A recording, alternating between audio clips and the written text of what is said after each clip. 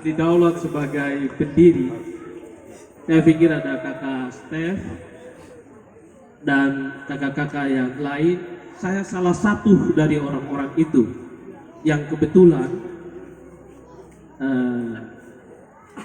bergumul untuk mendirikan KKBRS di berbagai kota di Papua. Jadi pendiri itu paling berat karena persis sama dengan khotbah pendeta tadi, harus bagaimana menjaga supaya apa yang ditanam itu memberi buah. Tidak hanya sampai di situ, tapi buah-buah itu bisa enak dimakan. Itu yang paling susah. Terima kasih pendeta sudah nasihati kita, bapak-bapak yang katanya kepala keluarga, katanya juga imam. Tetapi sebagai pendiri, saya pikir itu tidak luar biasa.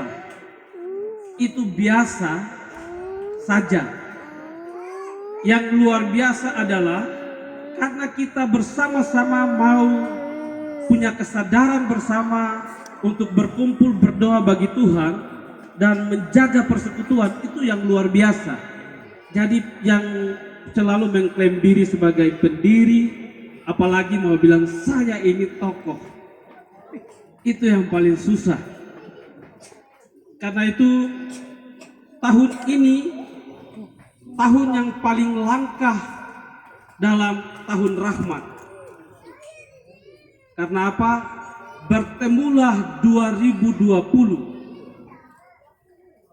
tahun 2020, dan karena itu hari ini keluarga besar SCCAP di seluruh, terutama para pengurus KKBRS, kita sedang mengalami duka cita karena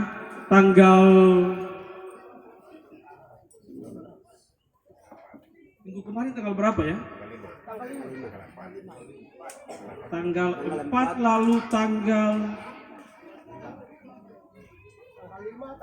Ketua KKBRS Induk itu meninggal. Tanggal 7 beliau meninggal dunia. Saya pikir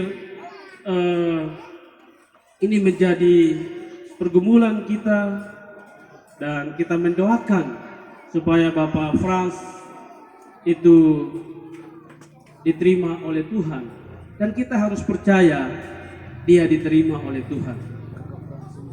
Pak Frans Mbiri itu ketua KKBRS yang paling lama dari semua ketua-ketua KKBRS, paling lama. Karena ketika saya sebagai pendiri KKBRS di Waren waktu itu, sebentar saja 2 tahun saya minta diganti. Lalu kemudian kita dirikan lagi di Serui, saya hanya minta sebentar waktu itu Pak Ketua waktu SMA 2 kan? SMP YPK. Jadi saya kakak kelas ya. Iya, karena saya kakak kelas dulu di SMA 1. Itu sama-sama kakak Ayu Pimpiri.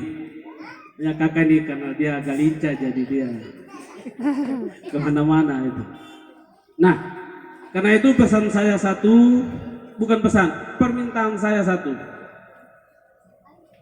Persekutuan ini terlalu penting. Mari kita meneladani orang-orang seperti Bapak Pendeta Imbiri, Bapak Apas Sarai, Bapak Kais Koridama, ST Korewoa.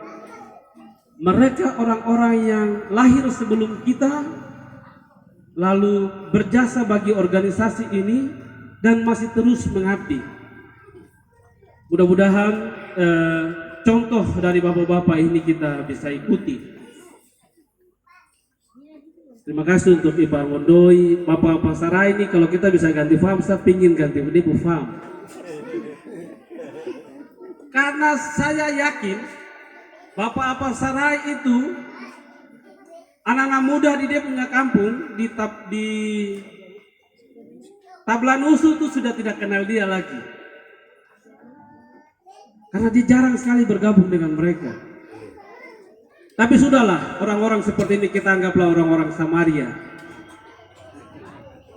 yang kita bertemu di tengah jalan dan dia memberi pertolongan kepada kita. Gitu. Saya pikir itu tidak boleh, penatua tidak boleh bicara lebih banyak dari pendeta, karena penatua itu hanya pengawas ajaran. Dan semua yang disampaikan oleh pendeta tadi luar biasa bagi kita. Pesan saya satu, kita terus mengingatkan anak-anak Krisayati untuk jangan bikin masalah di kota ini. Jangan bikin masalah di kota ini. Hari ini masalah penginjilan paling besar itu ada di kota-kota besar. Kenapa? Karena kita diperhadapkan dengan masalah besar. Narkoba paling gampang didapat di kota-kota besar. Seks bebas paling mudah dilakukan di kota-kota besar. Anak-anak putus sekolah paling banyak di kota-kota besar.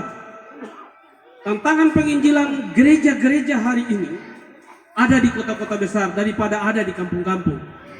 Orang di kampung hari Minggu tank, orang tertib di dalam rumah, tunggu pulang gereja dulu.